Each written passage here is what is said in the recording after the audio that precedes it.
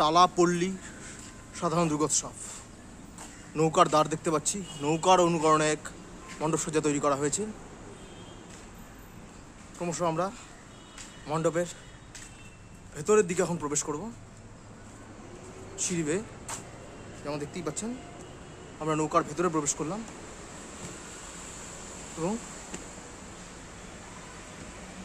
এটি একটি নৌকার অনুকরণে মণ্ডপ। নৌকার পাল ঢাল এগুলি দিয়েই তৈরি হয়েছে মণ্ডপের দু সাইড, সমগ্রটাই একটি নৌকার অনুকরণে তৈরি হয়েছে।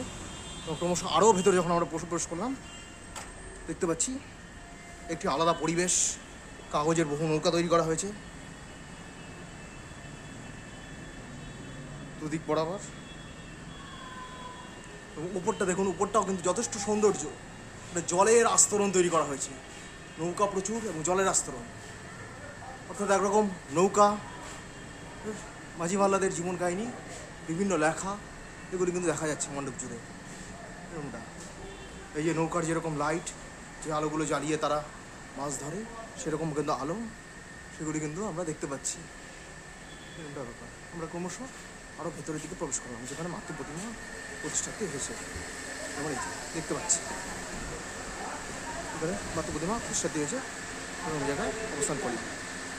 এই জিনিসটা দেখতেই পাচ্ছেন, অন্য সাধারণ মাতৃ প্রতিমা।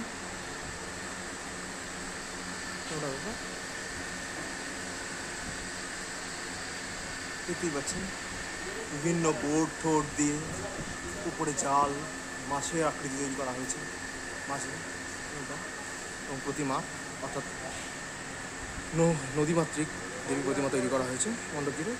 এরকমই কিন্তু সৌন্দর্যের মাধ্যমে প্রতিমা তৈরি করা হয়েছে। প্রচুর দ্বার দেখা যাচ্ছে, এভাবেই কিন্তু মাতৃ প্রতিমা তৈরি করা হয়েছে। আমরা ক্রমশ মণ্ডপ থেকে বেরিয়ে আসছি একটা।